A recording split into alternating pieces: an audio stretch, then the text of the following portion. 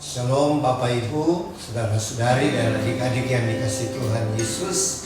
Selamat berjumpa lagi di minggu kedua di tahun yang baru, yaitu hari Minggu tanggal 12 Januari tahun 2025. Selamat berjumpa lagi di ibadah dan perjamuan kudus keluarga Warlord Ministry.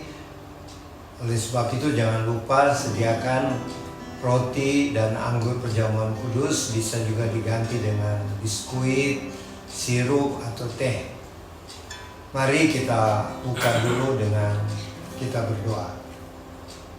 Bapa kami yang di sorga, kami mengucap syukur kepadamu ya Bapa, oleh karena kasih karunia Tuhan, kemurahan Tuhan, sehingga kami dapat memasuki tahun yang baru, tahun 2025, dan saat ini kami sudah ada di hari yang ke-12, di mana kami akan beribadah kepadamu, memuji menyembahmu Tuhan, mendengarkan sabda firman-Mu dan melakukan perjamuan kudus. Pimpinlah kami, ya Allah Roh Kudus, dan hadirlah Tuhan Yesus di rumah, di tempat tinggal Bapak Ibu, saudara-saudari, adik-adik yang mengikuti ibadah perjamuan kudus saat ini. Di dalam nama Tuhan Yesus Juru Selamat kami yang mengajar kami berdoa bersama-sama. Bapa kami yang di sorga, dikuduskanlah namamu, datanglah kerajaan-Mu, jadilah kehendak-Mu di bumi seperti di sorga. Berikanlah kami pada hari ini makanan kami yang secukupnya, dan ampunilah kami akan kesalahan kami, seperti kami juga mengampuni orang-orang yang bersalah kepada kami. Dan janganlah membawa kami ke dalam pencobaan, tetapi lepaskanlah kami dari segala yang jahat, karena Engkaulah yang mempunyai kerajaan dan kuasa dan kemuliaan sampai selama-lamanya. Amin.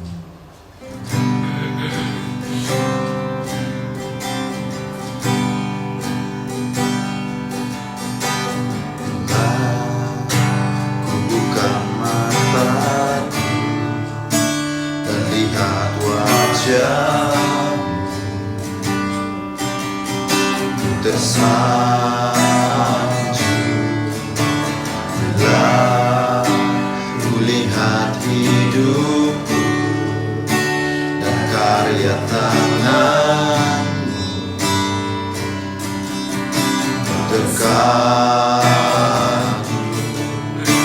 Karena semua yang baik dalam hidupku, itulah karya-Mu. Kau beri kesempatan yang baru, dan ku ingin mengenal-Mu Tuhan, lebih dalam dari semua yang ku kenal. Tiada kasih yang melebihi-Mu, ku ada untuk menjadi penyembah-Mu. Bila ku buka mataku dan lihat wajah-Mu, ku terkagum. Bila ku lihat hidupku dan karya tangan-Mu, ku tersanjung,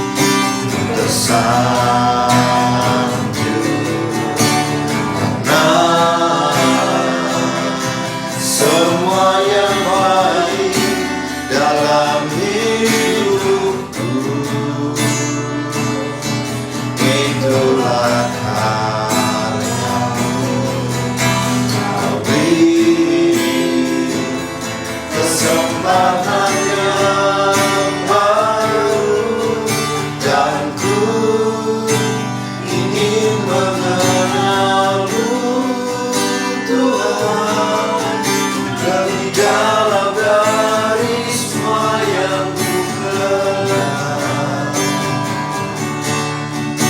Tiada kasih yang melebihimu. Ku ada untuk menjadi penyembahmu, dan ku ingin mengenalmu, Tuhan, lebih dalam dari semua yang pernah. Tiada kasih yang melebihimu. Ku ada untuk menjadi penyembahmu, dan ku ingin mengenalmu, Tuhan, lebih dalam dari semua yang pernah.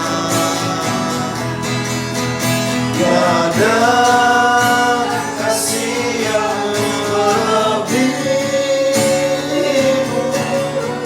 Ku ada untuk menjadi penyembahmu. Ku ada untuk menjadi penyembahmu. Ku ada untuk menjadi penyembahmu.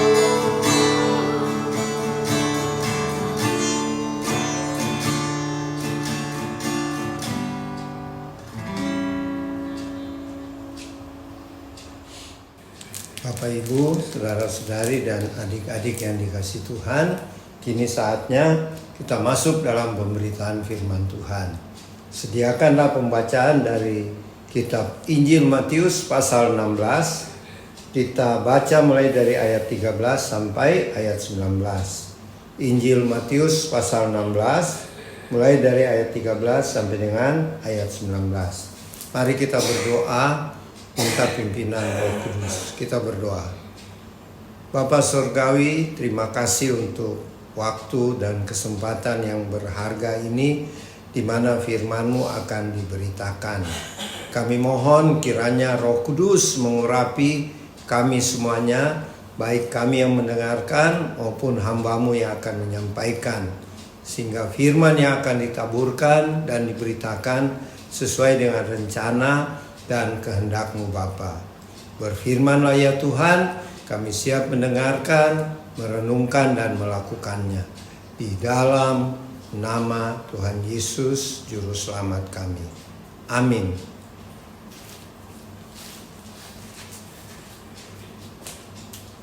Matius 16 ayat 13 sampai 19.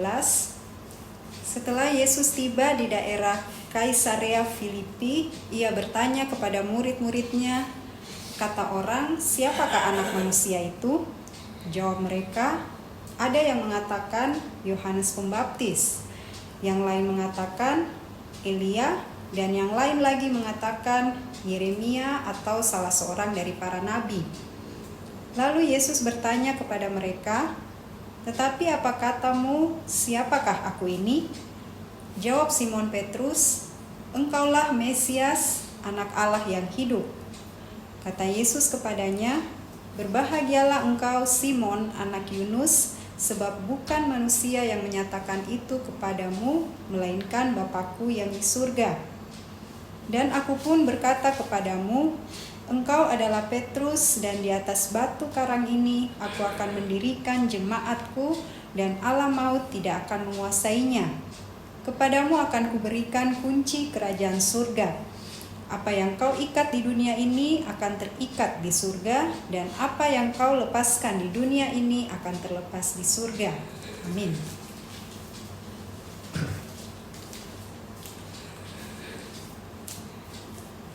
Bapak Ibu, saudara-saudari yang dikasihi Tuhan, pada waktu itu Tuhan Yesus membawa murid-muridnya ke satu tempat yang disebut Kaisarea Filipi.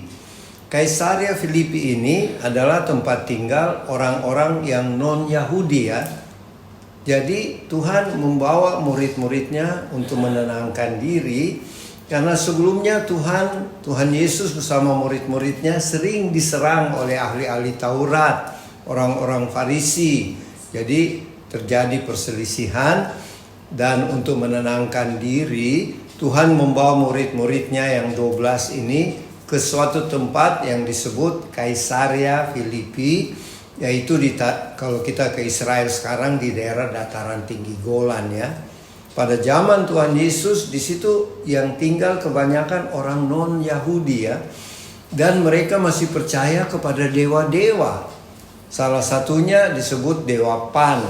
Dewa Pan itu bentuknya badannya manusia, tetapi kepalanya seperti kambing ya, ada tanduknya. Itulah dewa yang disembah orang-orang di Kaisarea Filipi. Ya. Jadi Bapak Ibu, saudara-saudari, adik-adik yang dikasih Tuhan, Tuhan bawa murid-muridnya ke satu bukit, dan di bukit itu ada tempat yang disebut goa ke neraka. Jadi ada satu bentuk goa, dan dijuluki oleh orang Yahudi itu adalah goa untuk orang masuk ke neraka, jalan ke neraka ya. Jadi goa ke Hades. Tapi sebenarnya kenapa dinamakan oleh orang Yahudi demikian? Karena disitulah orang Yahudi percaya dewa Baal yang mereka dulu sembah itu tempat keluar masuknya di goa itu. Makanya goa itu disebut goa ke neraka ya, menuju neraka. Dan di depan goa inilah Tuhan Yesus bertanya kepada murid-muridnya, kalau menurut orang-orang siapakah aku ini? Murid-murid menjawab, ada yang bilang seperti Nabi Yohanes. Itu buktinya Raja Herodes. Herodes mengira Tuhan Yesus itu adalah Yohanes Pembaptis yang baru-baru dia penggal kepalanya. Padahal bukan ya. Terus ada murid-murid katakan, ada yang bilang Rabi adalah Nabi Elia, Nabi Yeremia. Jadi macam-macam pendapat orang pada waktu itu tentang Tuhan Yesus ya. Siapa Tuhan Yesus? Dan sekarang Tuhan Yesus tanya sama murid-muridnya, tetapi kalau menurut kamu siapa aku?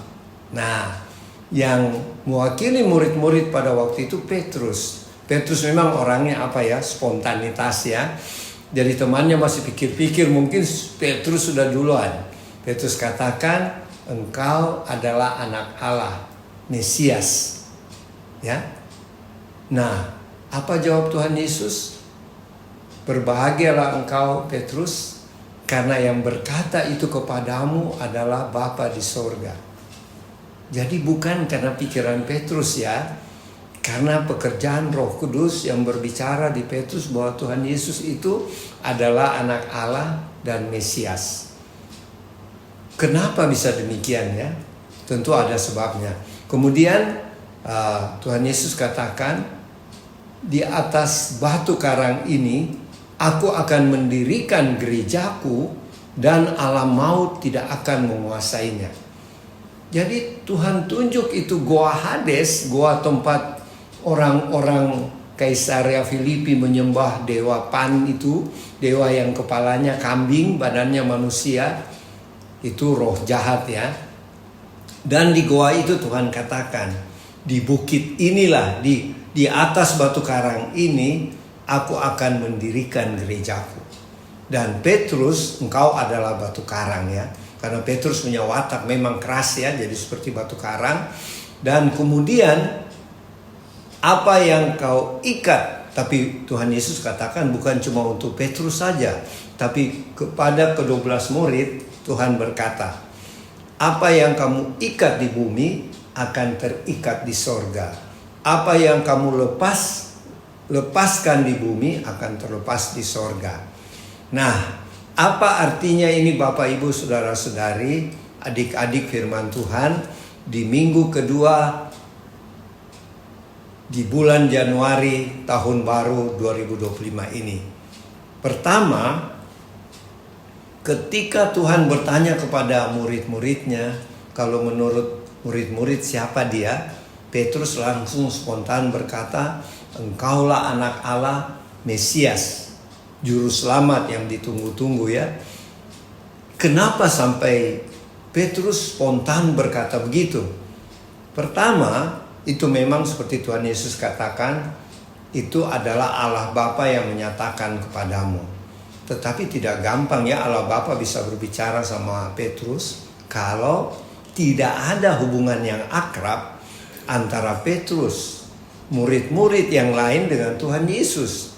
Jadi Tuhan akan berkata kepada kita, ini pelajaran pertama ya, kalau kita hubungannya akrab dengan Tuhan, ya, kalau kita tiap hari dengan membaca firman Tuhan, bermeditasi, berdoa, maka kita sudah menjalin hubungan yang akrab dengan Tuhan Yesus, dan kita akan mendapat pesan-pesan atau pewahyuan dari Tuhan seperti yang diterima oleh Petrus, bahwa Yesus itu adalah anak Allah dan Mesias.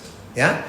Kemudian apa artinya Tuhan katakan di atas bukit batu ini, di atas batu karang ini, aku akan mendirikan jemaatku, dan alam maut, alam neraka tidak dapat menguasainya. Maksudnya Tuhan mempertunjukkan kekuasaannya di hadapan roh-roh jahat ya.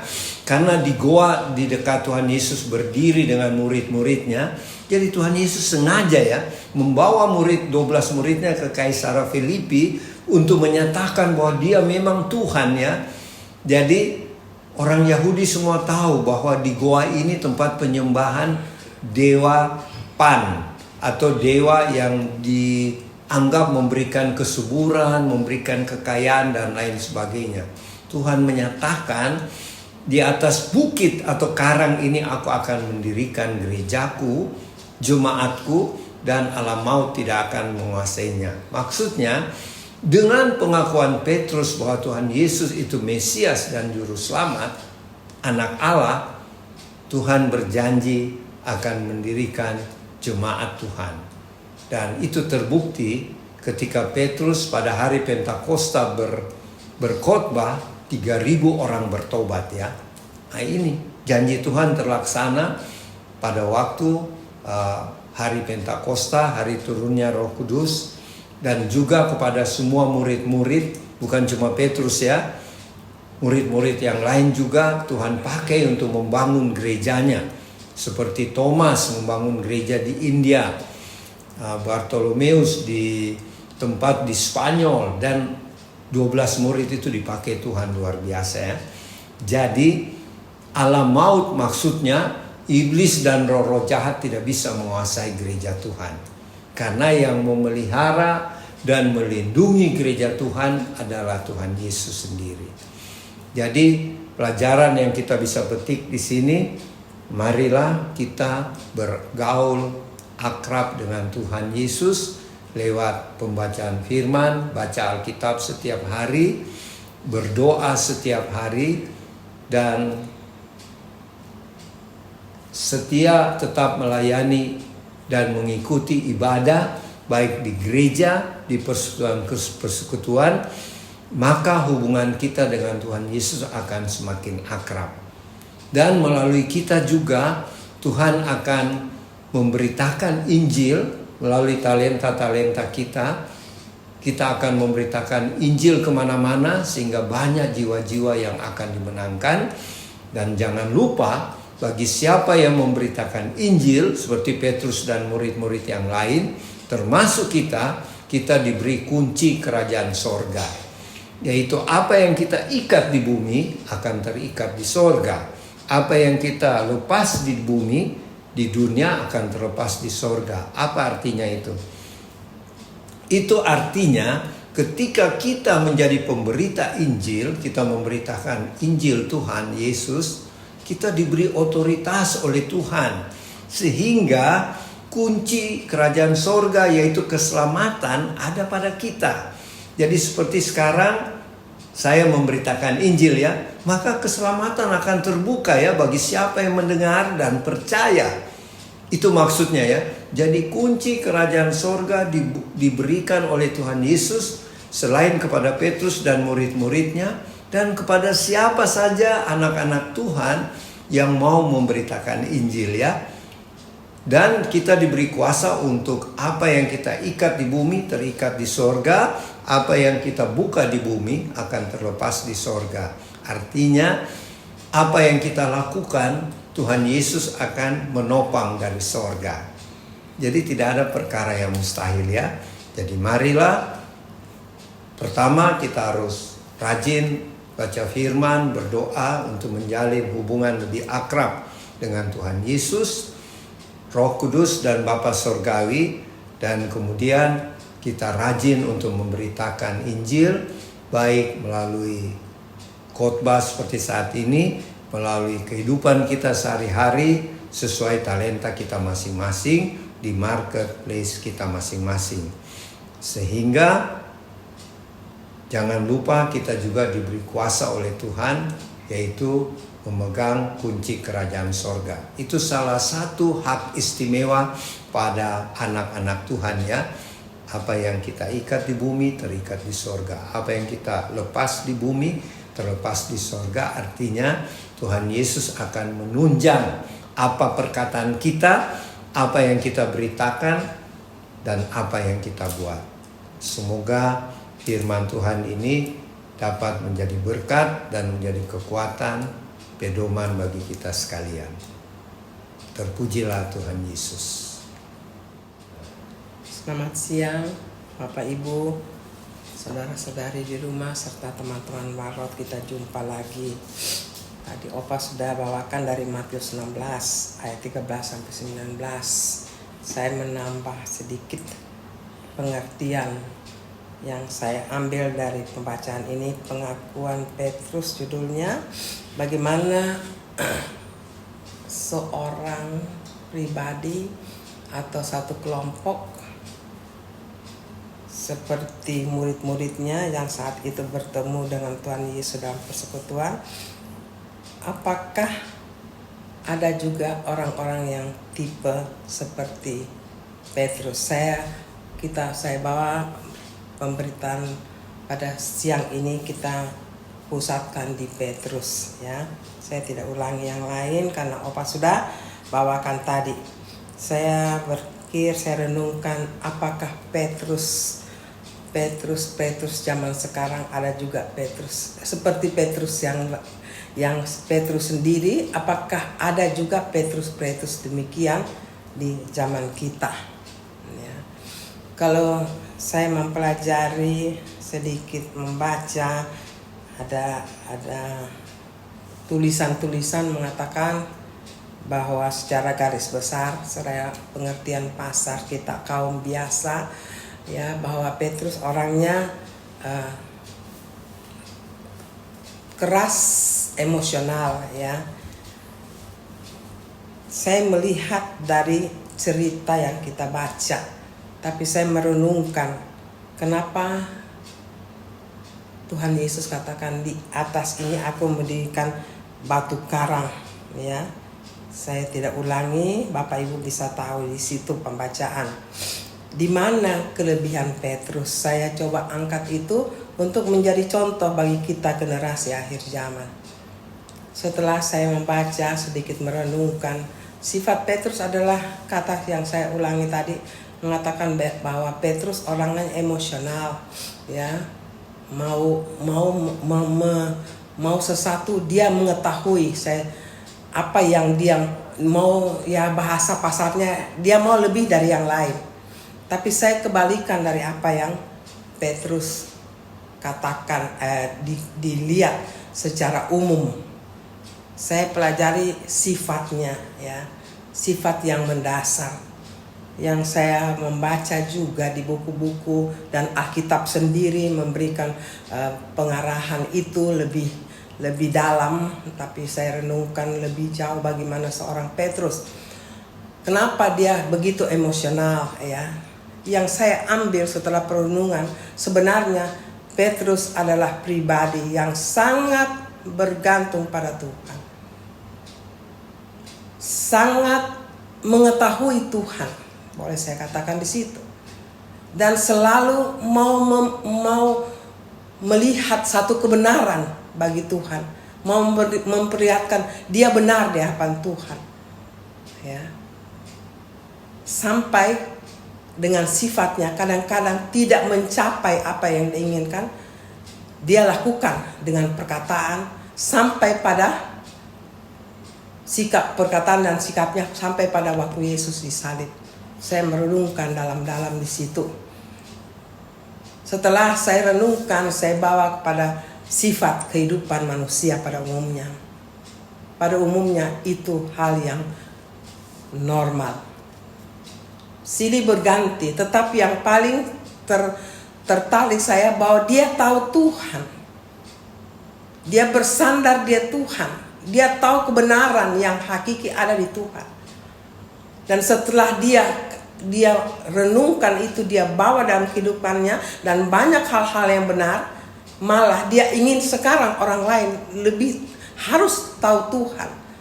Dan dia mau tunjukkan kebenarannya dia di hadapan Tuhan. Kita harus melihat pribadi Petrus ini menjadi wakil untuk kita. Karena saya mendasari juga Tuhan berpesan di atasnya aku berikan ada batu karang itu ya. Saya tidak bisa teratur, tapi di atasnya dia ada sebuah batu karang. Itu satu nubuat. Di situ saya pelajari apa ya Tuhan. Karena saya jujur Bapak Ibu, saya ingin dengan yang demikian. Saya tidak mengatakan saya sempurna. Apa yang Petrus saya katakan tadi, bibit-bibit itu sebenarnya saya suka karena saya juga ada di situ. Tetapi saya tidak sempurna seperti itu. Ya. Dia tahu Tuhan, dia tahu pribadi Tuhan, dekat dengan Tuhan, dan dia selalu tunjukkan pada orang Tuhan itu benar, dan dia mau tunjukkan dirinya, aku benar. Tetapi dia jalani dengan cara manusianya. Kita harus melihat di sini, manusia, kita tetap manusia. Apa pembacaan mengenai Petrus, kita harus masukkan dalam diri kita. Dan akhirnya kita katakan, kita tetap manusia. Dan yang kedua, kita harus bergantung pada Tuhan. Baru kita dapat seperti Petrus. Saya tertarik untuk menyelidiki ini. Mungkin Petrus yang Tuhan katakan, dia adalah berdirinya batu karang di dirinya, ya, suatu batu karang teguh. Tetapi mari kita bawa kepada diri kita, terutama generasi muda di akhir zaman ini. Apakah pribadi Petrus yang baik tidak bisa kita dapat? Mari Bapak Ibu, saudara-saudara di rumah, kita renungkan sejenak. Sebenarnya hal ini bisa. Tidak ada yang sukar bagi Tuhan, asal kita mau. Saya selalu ulang-ulang.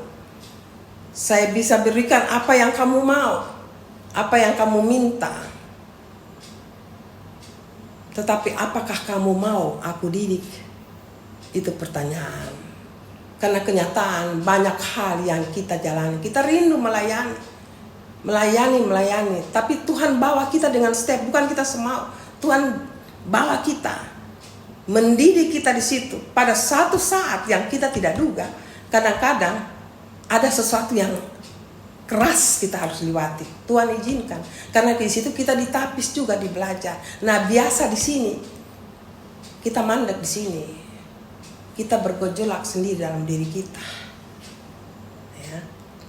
Saya percaya Petrus juga ada demikian. Tetapi tekadnya mengetahui Tuhan itu yang harus kita ambil.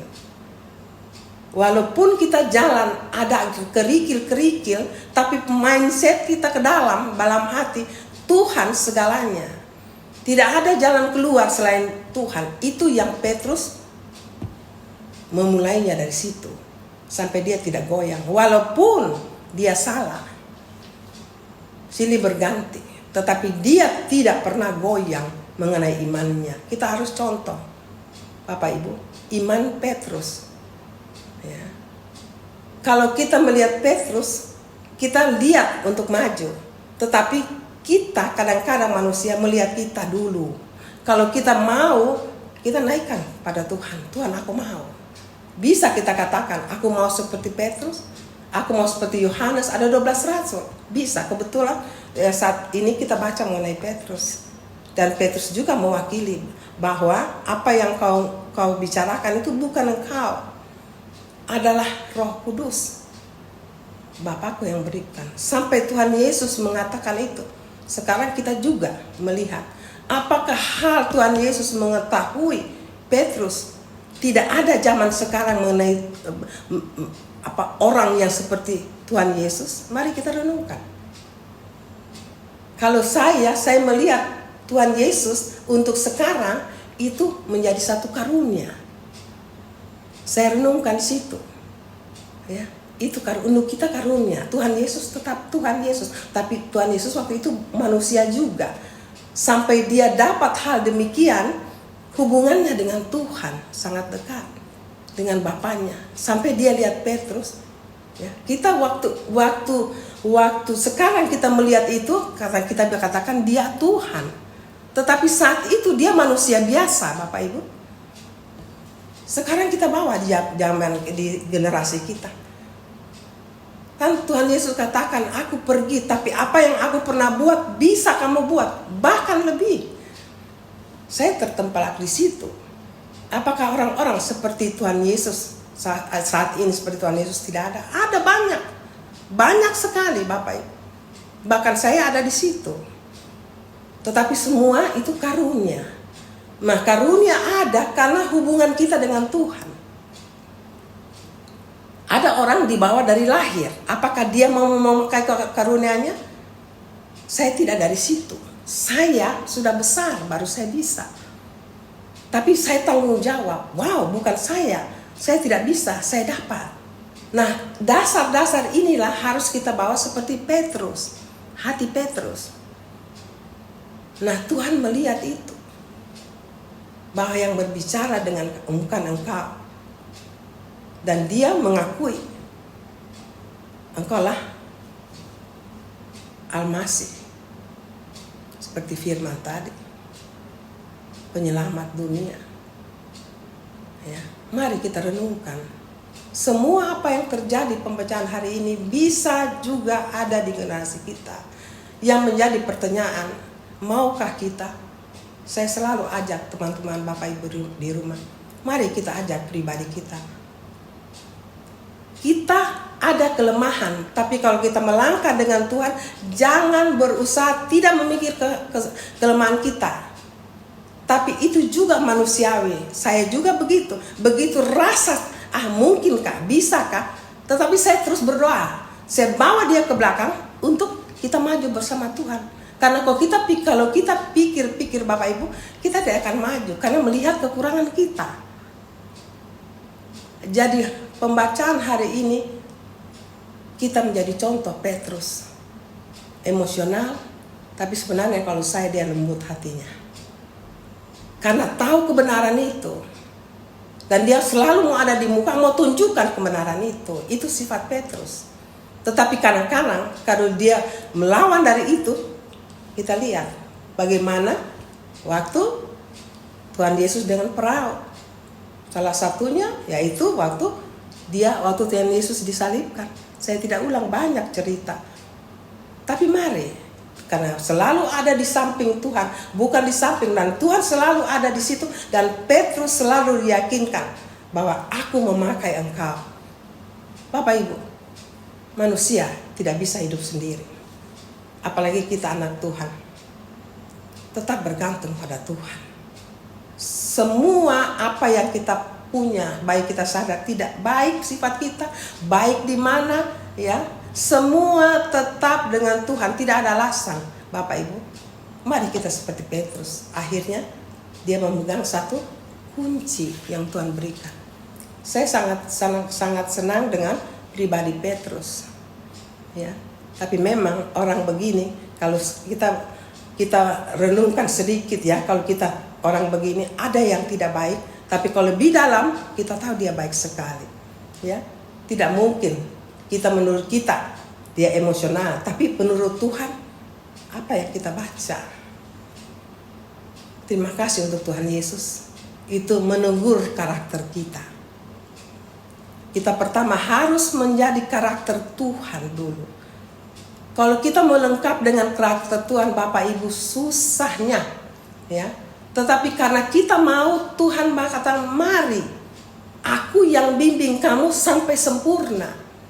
Dunia melihat tidak sempurna, tapi aku lihat kamu sempurna karena aku yang memilih. Nah, pertanyaan, apakah apa yang kita suka ini kita bawa ke Tuhan atau tidak? Atau membayangkan saja? Harus ada reaksi kita untuk mari Tuhan, aku mau seperti Petrus. Aku mau jadi anak-anakmu yang kau pakai di akhir zaman ini. Menjadi motor bagi generasi muda saat ini yang kau pakai. Bapak Ibu, saya mendapat satu pesan dari Tuhan. Saya berbicara ini, saya ingat Tuhan katakan, aku mau cari anak-anak mudaku, generasi muda yang benar-benar generasi muda di dalam aku. Lebih keras dari yang dulu, yang sekarang lebih keras dari yang dulu, Bapak Ibu. Saya dapat pesan Tuhan itu.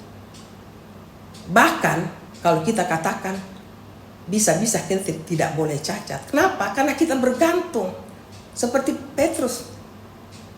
Hari ini kita baca. Dia jalan, tapi dia selalu dengan Tuhan. Tapi manusia lihat dia sempurna. Ya, mari Bapak Ibu. Kita jadikan janji kita di dalam diri kita. Kehidupan keluarga kita. Mari kita pakai kehidupan kita pribadi keluarga untuk menjadi motor dalam Tuhan akan menjemput kita. Nyatakan kepada dunia. Tuhan itu ABC. Tuhan itu yang begini penyelamat ya. Masing-masing apa yang Tuhan taruh. Tapi mari jadikan kita adalah Tuhan. Orang melihat kita, melihat pribadi kita, keluarga kita adalah Tuhan. Buah-buah roh itu ada. Dan Tuhan sudah katakan itu tidak salah. Semua apa yang aku lakukan selama aku dari dunia itu kamu bisa lakukan.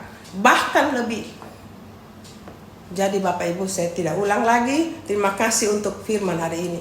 Mari kita seperti Petrus menyatakan, aku melihat Tuhan, aku menaruh Tuhan dalam hidupku. Seperti Petrus katakan, Tuhan katakan pada Petrus, dia menugaskan adalah Petrus menjadi batu karang. Terima kasih Tuhan, kiranya firman hari ini menjadi berkat bagi Bapak Ibu di rumah. Roh Kudus akan menumpangkan tangan, memberikan wawasan yang lebih luas dari saya. Biar ini menjadi satu patokan kehidupan kita untuk dalam dunia yang akan berakhir menjadi kesenangan bagi Tuhan dalam hidup kita. Tuhan memberkati apa yang kita lakukan. Dalam nama Tuhan Yesus, minggu depan bertemu lagi. Amin. Bapak Ibu, saudara-saudari dan adik-adik yang dikasihi Tuhan, setelah pemberitaan firman Tuhan tadi tentang pengakuan Rasul Petrus bahwa Tuhan Yesus adalah anak Allah dan Mesias, maka sekarang kita akan melaksanakan perintah Tuhan Yesus, yaitu perjamuan kudus. Untuk itu, mari kita berdoa. Bapa Surgawi, terima kasih kalau tadi kami sudah mendengarkan dan memberitakan firman-Mu tentang pengakuan Rasul Petrus mewakili teman-temannya yang mengakui Tuhan Yesus adalah Juru Selamat, anak Allah yang hidup. Kiranya pengakuan Petrus dan murid-murid Tuhan itu menjadi pengakuan kami sebagai anak-anak-Mu, murid-murid-Mu di akhir zaman. Dan saat ini Bapa, berkatilah, kuduskanlah roti, anggur, atau biskuit, sirup yang ada pada Bapak Ibu, saudara-saudari, adik-adik di tempat tinggal masing-masing. Berkatilah, dan demikian pula yang ada di Sentul City. Ampunilah dosa kesalahan kami, kami juga mengampuni sesama kami. Layakanlah kami menerima roti anggur perjamuan kudus ini. Di dalam nama Tuhan Yesus. Amin. Sekali Yesus, selamanya Yesus, harapanku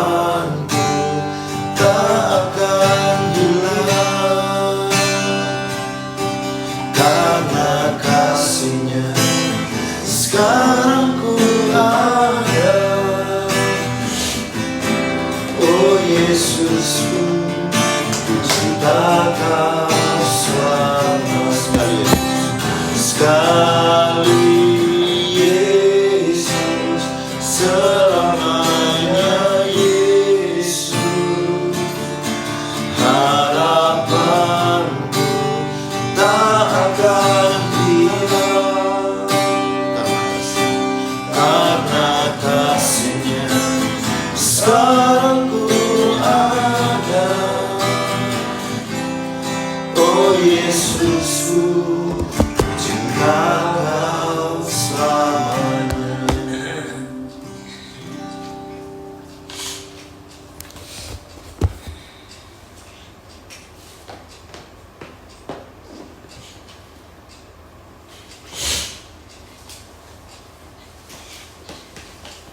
Kalau Bapak Ibu, saudara-saudari, adik-adik sudah menerima roti dan anggur perjamuan kudus, dan pada roti perjamuan kudus ada firman Tuhan, silahkan dibaca. Ini merupakan pesan Tuhan buat masing-masing pribadi dan secara global bagi persekutuan Warlord Ministry. Silahkan dibaca. Roma 4 ayat 7. Berbahagialah orang yang diampuni pelanggaran-pelanggarannya dan yang ditutupi dosa-dosanya. Matius 7 ayat 1. Jangan kamu menghakimi supaya kamu tidak dihakimi. Amsal 3 ayat 9. Muliakanlah Tuhan dengan harta. Ya. Efesus 5 ayat 16. Pergunakan waktu yang ada, karena hari-hari ini adalah jahat. Jadi pesan Tuhan, pertama kita disebut berbahagia ya, kalau Tuhan mengampuni dosa-dosa kita. Oleh sebab itu, bila kita membuat kesalahan, mari kita datang kepada Tuhan Yesus dan meminta pengampunannya ya. Sebab kalau kita tidak datang meminta pengampunan, bagaimana Tuhan mengampuni kita ya? Jadi percayalah, Tuhan Yesus adalah Tuhan yang maha pengasih dan penyayang. Kemudian kita dihimbau jangan kita menghakimi sesama kita, karena hak penghakiman itu sebenarnya ada pada Tuhan dan juga pada hakim-hakim yang ada di dunia yang sudah ditunjuk oleh Tuhan ya, yang sudah disumpah. Jadi janganlah kita menghakimi sesama kita, tapi kalau kita mau menegur, marilah kita menegur mereka dengan dasar kasih ya. Terus nah, kalau kita memiliki harta, marilah kita muliakan nama Tuhan dengan harta yang diberikan oleh Tuhan itu ya. Jangan kita pakai untuk kepentingan diri saja, tapi pakailah untuk pekerjaan Tuhan, membantu sesama yang memerlukan, dan hal-hal yang mempermuliakan nama Tuhan. Dan pesan terakhir, marilah kita pergunakan waktu yang Tuhan berikan, sebab hari-hari ini sudah semakin jahat ya. Dan kita lihat di medsos, di berita-berita bahwa kejahatan ada di mana-mana. Oleh sebab itu, mari kita pergunakan waktu yang berharga ini dengan kita memberitakan Injil supaya tingkat kejahatan dapat dikurangi dan banyak orang bertobat dan percaya Tuhan Yesus adalah Tuhan dan Juru Selamat. Dan juga kalau kita nggak bisa memberitakan Injil, minimal kita berdoa buat sesama kami yang sedang menderita atau sedang mengalami pergumulan hidup ya. Demikianlah pesan-pesan Tuhan untuk kita sekalian, dan marilah kita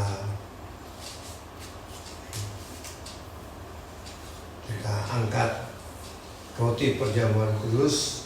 Dan firman Tuhan berkata, dan ketika Tuhan Yesus dan murid-muridnya sedang makan, Tuhan Yesus mengambil roti mengucap berkat, memecah-mecahkannya, lalu memberikannya kepada murid-muridnya dan berkata, ambillah, inilah tubuhku. Kita ucapkan dengan iman, inilah tubuh anak domba Allah yang suci, yang telah berkorban di kayu salib di bukit Golgota. Kami terima dengan iman di dalam nama Tuhan Yesus. Silakan makan.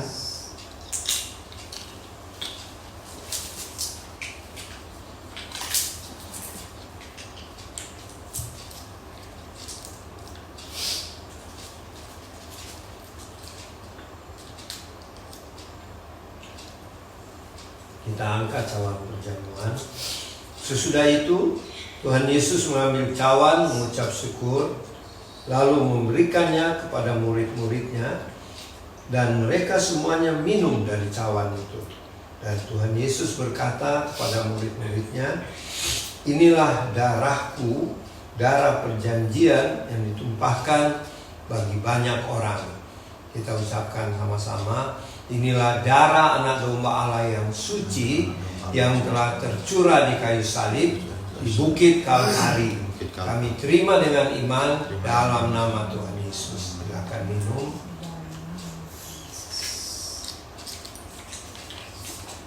Marilah kita bersyukur dengan demikian.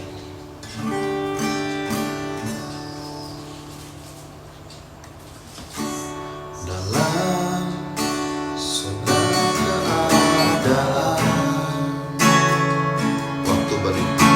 waktu berlimpah maupun kurang, tetap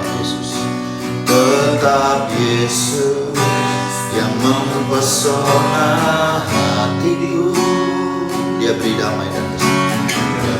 damai dan kesempatan baru di setiap kehidupan, setiap musim kehidupan. Waktu ku kuat maupun lemah, tetap Yesus yang mempesona hatiku. Dia beri hidup dan kesempatan baru. Sekali Yesus,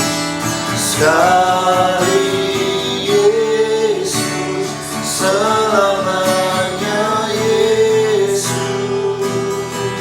Harapanku takkan hilang karena kasih-Nya sekarang ku ada. Oh Yesusku, cinta selamanya dalam segala keadaan, dalam segala keadaan. Waktu berlimpah maupun kurang, tetap Yesus mempesona hatiku. Dia beri damai dan kesempatan baru di setiap musim kehidupan, waktu ku kuat maupun lemah, tetap Yesus mempesona hatiku. Dia beri hidup dan kesempatan baru. Sekali Yesus, selamanya Yesus. Harapanku tak akan hilang karena kasih-Nya sekarang ada. Oh Yesusku, ku cinta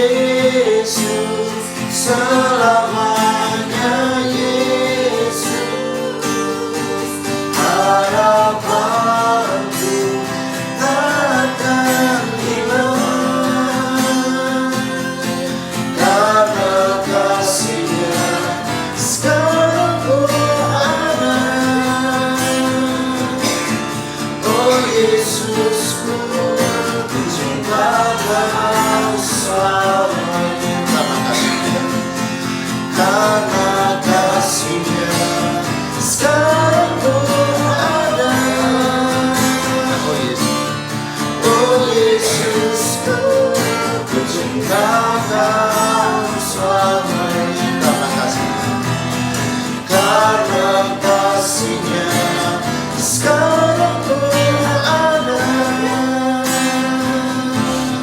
Oh Yesusku, puji Kau selamanya.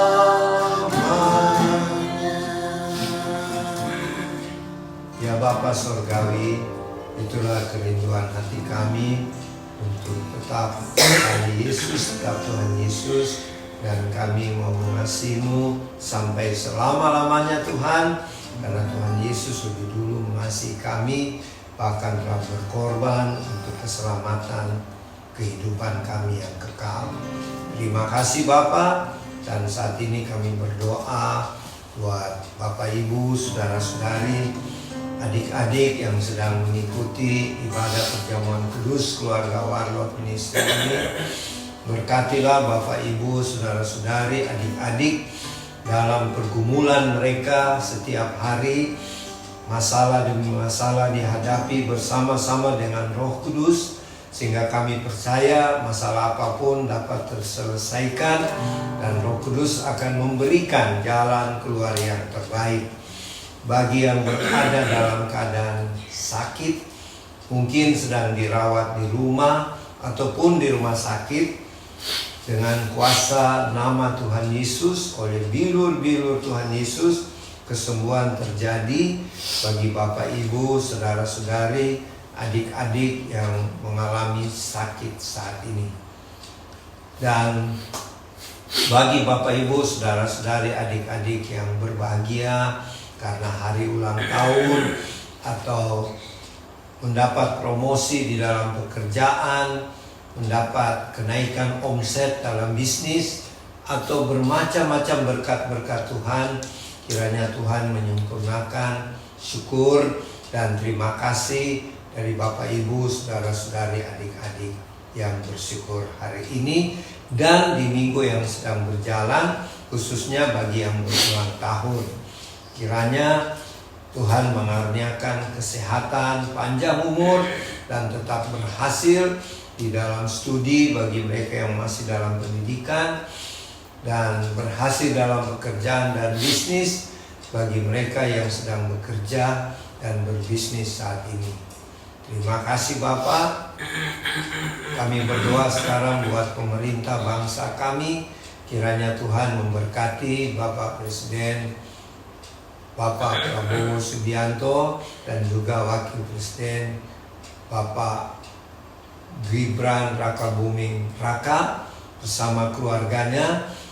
Karuniakanlah hikmat dari sorga dan roh takut akan Tuhan bagi pemimpin-pemimpin bangsa kami, juga yang bertugas di pusat Jakarta sampai ke daerah-daerah, baik yang bertugas sebagai sipil, TNI maupun Polri, agar pemerintahan bangsa kami dapat berjalan dengan baik, dengan bersih dan adil, sehingga Tuhan akan mempromosikan kesejahteraan bangsa kami. Terima kasih Bapak, berkatilah teman-teman Warlot Ministry di dalam kehidupan tiap-tiap keluarga yang berbahagia. Tuhan sempurnakan kebahagiaan mereka, dan yang sedang dalam permasalahan juga Tuhan tolong sehingga setiap masalah dapat terselesaikan. Dan pimpinlah kami Warlot Ministry untuk tetap setia melayani Tuhan, memberitakan Injil Kristus, sehingga sebelum kedatangan Tuhan yang kedua kali, banyak jiwa-jiwa yang dimenangkan buat Tuhan Yesus melalui kesaksian dan pelayanan keluarga Warlot Ministry.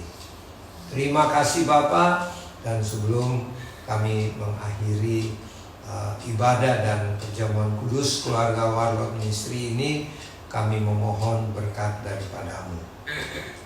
Kiranya berkat-berkat dari Allah Bapa Surgawi, kasih karunia Tuhan Yesus Kristus, serta persekutuan yang indah bersama Roh Kudus menyertai Bapak Ibu, saudara-saudari, adik-adik bersama keluarga di tempat tinggal masing-masing, dan menyertai kami yang berada di Sentul City.